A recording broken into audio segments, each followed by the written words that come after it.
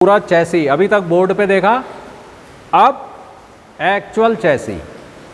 ये है jeep CJ 4B 4x4 petrol jeep.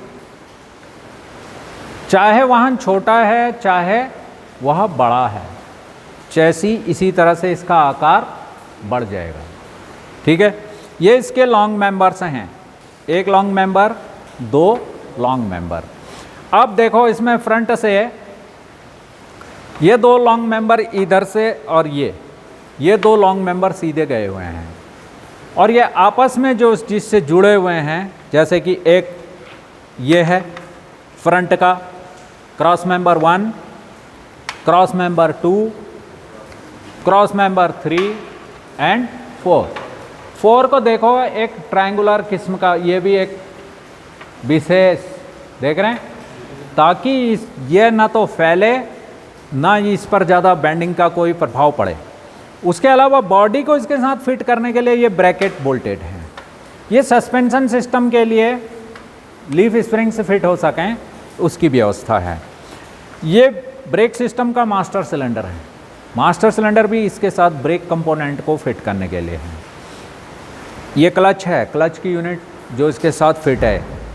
ये सामने की ये ग्रिल कहलाती है ताकि ये रेडिएटर को प्रोटेक्ट कर सके, सामने से आने वाली धूल वगैरह इस रेडिएटर को पर कोई प्रभाव न डाले। ये इसके साथ इंजन लगा हुआ है। ये इंजन 3 जगह पे हिंज्ड है, देखो एक ये इंजन को फिट करने के लिए एक ब्रैकेट अलग से, इधर का ब्रैकेट और सेम 2 ब्रैकेट, और इनके साथ ये इंजन माउंटिंग पैड के साथ लगा है ताकि जब ये वाइब्रेट करे तो ना तो ये चैसी पे कोई किसी तरह का जोर डाले, ना इसकी वाइब्रेशन पैसेंजर कंपार्टमेंट में जाए। तो ये 3 जगह पर हिंज्ड होता है, यानी इसके साथ बधा हुआ रहता है चैसी के साथ। फर्स्ट ये 2 जगह पर है, तीसरा इसके साथ लगा हुआ ये क्लच असेंबली है, ये क्लच हाउसिंग है। क्या है? Clutch housing. हाउसिंग माने जहाँ कोई असेंबली फिट हो सकती है, घर है ये ताकि इसके अंदर जो है क्लच प्लेट है जो फ्लाईव्हील के साथ चिपकी हुई है और उसे दबाया है प्रेशर प्लेट ने, और जब भी गियर को शिफ्ट करना है तो इस प्रेशर प्लेट की फिंगर्स को दबाने के लिए रिलीज बेयरिंग एक या थ्रस्ट बेयरिंग साथ में होता है, उसके साथ ये लगा हुआ ये फोर्क है जो यहाँ इस पैडल के साथ कनेक्टेड रहता है। ठीक है, ये है गियर बॉक्स या ट्रांसमिशन। क्या है? गियर बॉक्स या ट्रांसमिशन। जिस भी गियर में हमने वाहन को चलाना है, स्टार्ट करते समय फर्स्ट गियर लगाना, फिर सेकंड और थर्ड। ये 3 स्पीड स्लाइडिंग मैश पुराना टाइप का गियर बॉक्स है। ये जो लगा है ये एक्सिलरी गियर बॉक्स है। क्या है? एक्सिलरी गियर बॉक्स या ट्रांसफ़र केस। ये उन वाहनों में होता है जो 4x4 होते हैं, यानी जब ये कभी फंस जाए, कभी कीचड़ में, रौखड़ में, ऐसी जगह पर फंस जाए तो वहाँ पर चारों पहियों को ड्राइव दी जाती है। तो जिनमें सामान्यतया सामान्य स्थिति में हाईवे में यह 4x2 ही होती है, यानी कि पिछले पहियों को ही ड्राइव दी जा रही है सिर्फ। परंतु जब फंस गई, कीचड़ है, रौखड़ वाला इलाका है या कंक्रीट वाला इलाका है जहाँ ऑफ रोडिंग है, पूरा कीचड़ वाला इलाका है, वहाँ पर क्या है, वो कीचड़ में वाहन का पहिया स्लिप हो जा रहा है, घूम जा रहा है, तो उस पहिए की वजह से इंजन का सारा टॉर्क उस तरफ चला जा रहा है। तो इंजन का टॉर्क चारों पहियों में बराबर जाए तो उसके लिए फिर ये ट्रांसफ़र केस काम करता है। यहाँ से एक और साफ्ट, ये प्रोपेलर साफ्ट, ये फ्रंट वाली प्रोपेलर साफ्ट है, ये इसके साथ ये स्लाइडिंग जॉइंट या स्लिप जॉइंट लगा रहता है। ठीक है, तो ये फ्रंट डिफरेंशियल है, ये फ्रंट एक्सल है इसके साथ लगा हुआ, और ये फ्रंट सस्पेंशन है। ये बैटरी के लिए जगह बनी हुई है, यहाँ पर बैटरी रखनी है। तो ये भी देखो सारी की सारी चैसी के साथ ही साथ में है। ये रेडिएटर किस में फिट होगा, इसलिए यहाँ पर एक क्रॉस मेंबर है, क्रॉस मेंबर के ऊपर ही ये सारी संरचना फिट है। इसी तरह से ये फ्रंट लीफ स्प्रिंग है, तो यहाँ ये एक इसका एक बेयरिंग ये है और दूसरा बेयरिंग ये। यहाँ पर भी ये 2 ब्रैकेट हैं और ब्रैकेट के साथ ही होल हैं, उसके अंदर बुश डाल के, बुश बेयरिंग डाल के एक पिन डाल दी जाती है, ताकि जब भी इस पर लोड पड़ेगा, अभी ये स्प्रिंग ने एक सेमी इलिप्टिकल फॉर्म में है, पर जब इसके ऊपर लोड पड़ेगा तो ये थोड़ा सा फैलेगी। इसके लिए सैकल भी लगाने पड़ते हैं, सैकल जो कि आगे पीछे चल सकते हैं। एक सिरा जैसे यहाँ पर ये परमानेंट हिंज्ड है, और ये पीछे वाला सिरा देख रहे हो, ये सैकल है। ये जब लोड पड़ेगा तो ये थोड़ा सीधा हो जाएगा या पीछे की तरफ को चला जाएगा। ये अपने अक्ष के इर्द गिर्द मूवमेंट कर सकता है।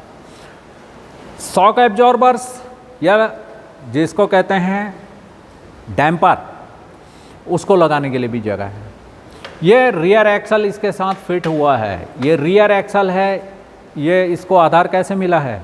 ये इन्हीं लीफ स्प्रिंग के द्वारा ही इसके साथ जुड़ा हुआ है।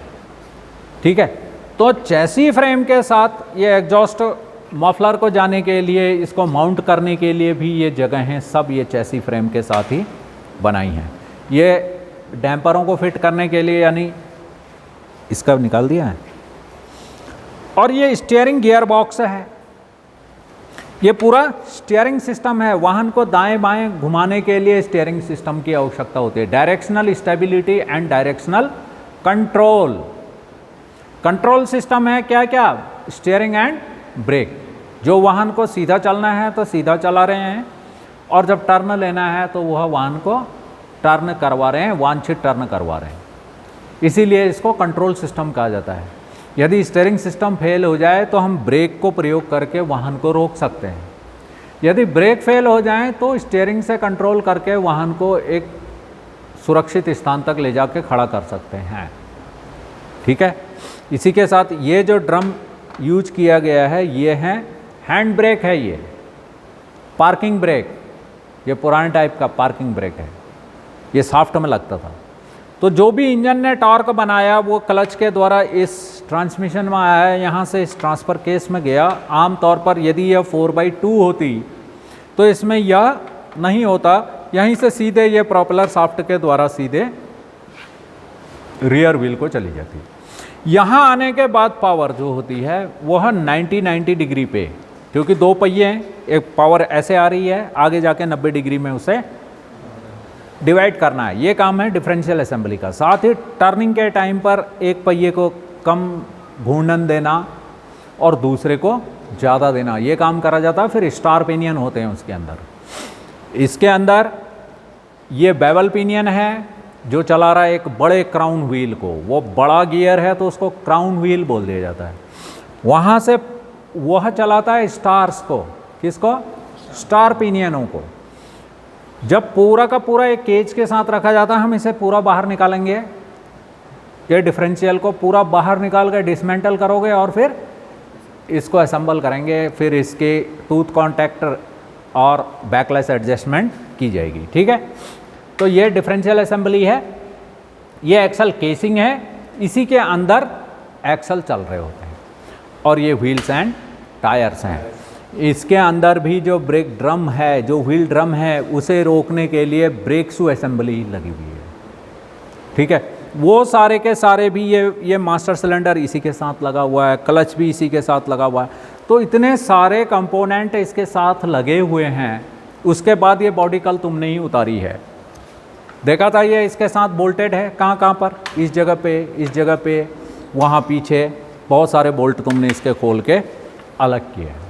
ये टायर जब चलेंगे, चलने के बाद ये कीचड़ वगैरह भी उछालेंगे, वह इंजन की बॉडी, इंजन की तरफ भी ना जाए, बॉडी पर भी ना पड़े, तो उसके लिए मड गार्ड या वो उठा के ले आ, चल हो गया रहने दे, यहाँ पे रखना चाहिए था उस चीज़ को। ये सब ऐसे लगे रहते हैं। अब ये कैसा है? ये कन्वेंशनल कंट्रोल है, चैसी है। कैसा है? कन्वेंशनल है। ड्राइवर इधर बैठा हुआ है, इंजन ये है, कूलिंग सिस्टम सब बाहर है।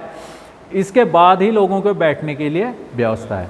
एसएफसी में क्या कर दिया कि यहाँ तक इंजन बाहर रख दिया यूँ, और पीछे थोड़ा सा बैठने की और जगह मिल गई। फुल फॉरवर्ड कंट्रोल चैसी में इसे एकदम से सीधा कर दिया, ड्राइवर यहीं बैठेगा, और बैठने के लिए फिर यहाँ 3 रो मिल सकती हैं, 1, 2 और 3 रो, यानी ड्राइवर और उसके साथ एक केबिन और पीछे हम लोड केबिन भी बना सकते हैं इसको। इसी तरह से इवोल्यूशन हुआ, आगे को बढ़ते गए तो तरह तरह के मनुष्य का दिमाग है, रोज़ नया सोचता है। इसमें इतनी जगह फालतू जा रही थी पर एरोडायनेमिक्स से मिल रही थी। एरोडायनेमिक्स मिलने से क्या है कि हवा का रेजिस्टेंस कम से कम पड़ेगा, हवा का रेजिस्टेंस कम पड़ेगा तो कूलिंग पावर बढ़ेगी, फ्यूल इकोनॉमी में भी वृद्धि आएगी। फिर धीरे धीरे ये ऐसा करने पर भी हम इस पे एरोडायनेमिक्स से प्राप्त कर सकते हैं, इस पे थोड़ा सा झुकाव देकर। और पर ये झुकाव ड्राइवर के विजन में बाधा नहीं पड़ना चाहिए। विजन 180 डिग्री होना चाहिए, बल्कि उससे भी ज़्यादा होना चाहिए, ताकि कॉर्नरिंग के टाइम पर वो देख सके वो वाला कॉर्नर, वो वाला हिस्सा और अपना हिस्सा भी। यहाँ से आने वाले स्कूटर, मोटरसाइकिल या अन्य जीव जंतु या अन्य वाहनों को भी देख सके। इसलिए जो विजन है वह 180 डिग्री से ज़्यादा होना चाहिए सामने का, ठीक है। एटलीस्ट तो 180 डिग्री विजन होना ज़रूरी है। ड्राइवर को दिखाई देना चाहिए कि उसके लेफ़्ट साइड में क्या है और राइट साइड में क्या है। जो जैसे टाटा इंडिका विस्ता में भी ये प्रॉब्लम आती है और स्विफ्ट डिजायर में तो ये बहुत ज़्यादा प्रॉब्लम आती है कि जो ये साइड का पिलर है यह ड्राइवर को देखने से रोकता है साइड। इसमें एक्सीडेंट के ज़्यादा खतरे चांसेस हो जाते हैं।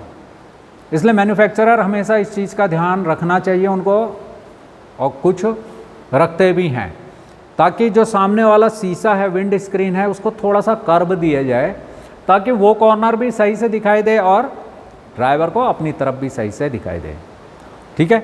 तो जो भी ऑटोमोबाइल है पूरा का पूरा किसके ऊपर फिट है, ये किसके ऊपर हैं ये सारी चीज़ें, ये सारी चीज़ें चैसी के ऊपर हैं, ठीक है। अब जो पूरे वाहन का लोड है उसको डिवाइड करने की आवश्यकता होती है। वह लोड टायरों के ऊपर नहीं होता है, वाहन का लोड उसके टायरों के ऊपर नहीं होता है। समझ में आ गई बात? तो लोड होता कहाँ है? इस लोड को डिवाइड कर दिया जाता है। यही है बेटा टेक्नोलॉजी एंड इंजीनियरिंग। समझ में आई बात? ये लोड सारा का सारा W1 फ्रंट एंड W2, जहां पर ये लीफ स्प्रिंग का लगी हुई है, यहां है लोड। आगे का लोड इन 2 स्थानों पर, 1 और 2। ये जो टायर हैं ये खाली एक कैंटिलीवर बीम की तरह हैं, ये एक सपोर्ट कर रहे हैं वाहन को। समझ में आ गई बात? तो अब ये जितना भी लोड है ये सब क्या है? स्प्रिंग के ऊपर है। किसके ऊपर है?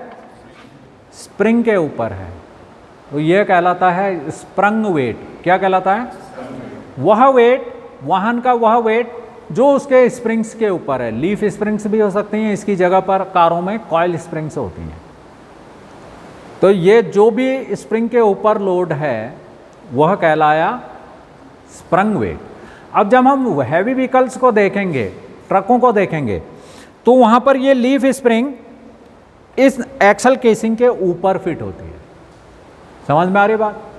रियर में भी इस एक्सल केसिंग के ऊपर एक प्लेट लगी रहती है, और यदि वो 4x2 व्हीकल हैं तो जो आगे के चैसी फ्रेम आगे का जो एक्सल बीम है वो रिजिड बीम होती है, यानी वह एक कठोर बीम होती है, उसको शेप दे दिया जाता है इस तरह से।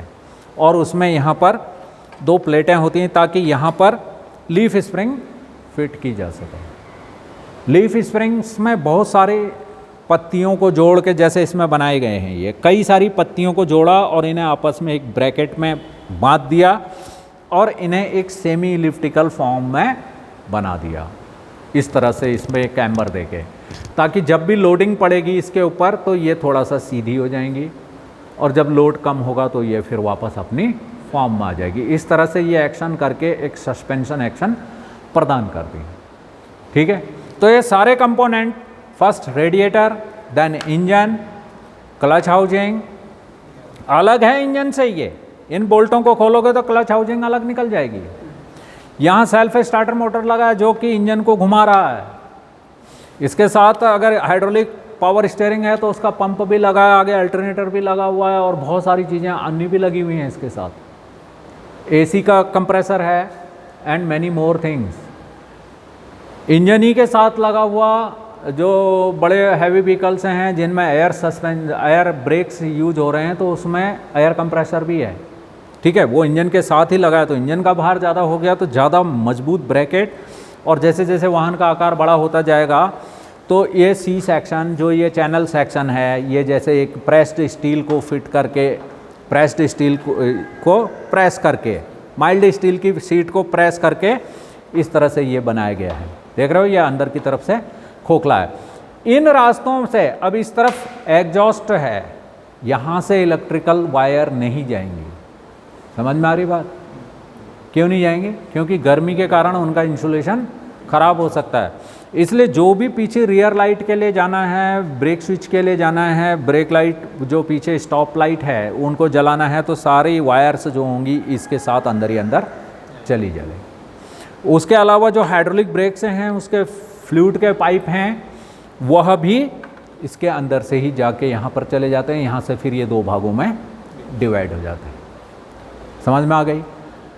एयर ब्रेक्स के लिए जो भी एयर टैंक लगने हैं, एयर ड्रायर लगना है, उसमें सिस्टम प्रोटेक्शन वाल्व लगना है, वो सारी व्यवस्था इसी के बीच में की जाती है। यानी long member and cross member में उस तरह के ब्रैकेट एंड होल्स रख के ताकि बोल्ट उसमें डाल के अन्य एसेसरीज को फिट हम कर सकते हैं। ठीक है, चैसी फ्रेम की ये लॉन्ग मेंबर्स हो गए और ये क्रॉस मेंबर्स हो गए। अब ये क्रॉस मेंबर्स देखो, मैंने तुम्हें कहा था कल भी, इसे अच्छी तरह से देख लो। ये कुछ क्रॉस मेंबर्स इसके साथ रिविटेड हैं, परमानेंट जॉइंट हैं, कुछ वेल्डेड हैं, परमानेंट फास्टनिंग बताई थी। तो फास्टनिंग कितने पर फास्टनिंग है क्या? दो या दो से अधिक पार्ट्स को आपस में जब जोड़ा जाता है तो वह प्रक्रिया कहलाती है फास्टनिंग की। अब ये फास्टनिंग तीन तरह के हो सकती है। यदि किसी जगह पर हमें किसी पार्ट्स की सर्विसिंग करनी है, एक निर्धारित समय के बाद पार्ट्स को खोलना है, बदलना है, और या उसकी जगह दूसरा पार्ट्स डालना है, ओवरऑलिंग करनी है, वहाँ पर की जाती है टेम्परेरी फास्टनिंग। तो टेम्परेरी फास्टनिंग के लिए क्या यूज होता है? Nut bolt screws. ठीक है। दूसरी होती है सेमी परमानेंट फास्टनिंग, जहाँ पर कि हमने देखा है कि कोई चीज़ घिसने वाली, फ्रिक्शन प्लेट है, मान लिया क्लच की है, पहले से होती थी, क्लच में दोबारा से फ्रिक्शन मटेरियल रिवेट कर दिया जाता था। ब्रेक शू आज भी रिवेट होते हैं। जो इन घूमते हुए पहिए को, घूमते हुए ड्रम को रोक रहे हैं, वो एक फ्रिक्शन मटेरियल लगा हुआ है। वो फ्रिक्शन मटेरियल ब्रेक शू के ऊपर रिवेटेड है। तो जब बदलना है शू तो उसे काट के, रिवेट को काट के, एल्यूमिनियम की रिवेट हैं वो उसे काटा, वो फ्रिक्शन मटेरियल को निकाला, नए लाए और उन्हें नए फिर से रिवेट कर दिया। वो कहलाती है सेमी परमानेंट फास्टनिंग, ताकि वो रिवेट टूटे भी ना। जब ये पहिया आगे को घूमने की कोशिश कर रहा है और फ्रिक्शन मटेरियल फ्रिक्शन करके उसको रोकने की कोशिश कर रहा है, ये पहिया आगे की, अगर तुमने ये रिवेट ढीली रख दी तो ये ब्रेक शू टूट जाएगा, वाहन में फिर आगे दुर्घटना हो जाएगी। ठीक है। तो वो जो एल्यूमिनियम की रिवेट है वो सेमी परमानेंट फास्टनिंग है। पर कई रिवेट भी परमानेंट फास्टनिंग के काम आते हैं, जैसे कि यहाँ पर किए हुए हैं, देख रहे, ये सब रिवेटेड हैं।